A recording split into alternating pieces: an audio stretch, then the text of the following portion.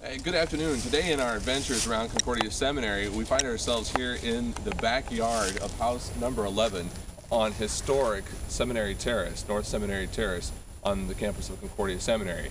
Now you may be asking yourself, why is the admissions office in the backyard of house number 11? This house has really great history.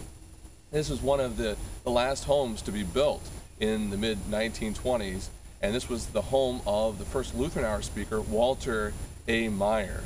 But the most fascinating aspect to this house, and as you look where I'm standing in the middle of an old fish pond. And this hillside here was all filled with construction waste after the construction of all of these homes.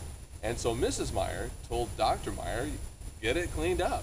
So he hired some students, and this is all according to Paul Meyer's book, A Man Spoke, A World Listened.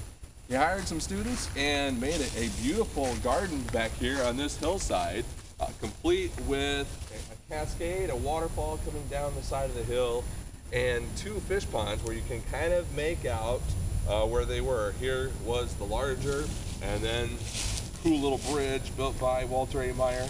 And then as we go over it, a smaller little pool down here, which finally then went on down the hillside to the road.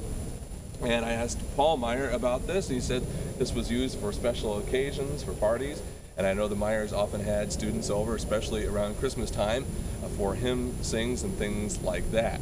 So really a fascinating aspect here to Seminary Terrace, and that is this historic home, house number 11, Seminary Terrace. The home and the first residence was Walter A. Meyer.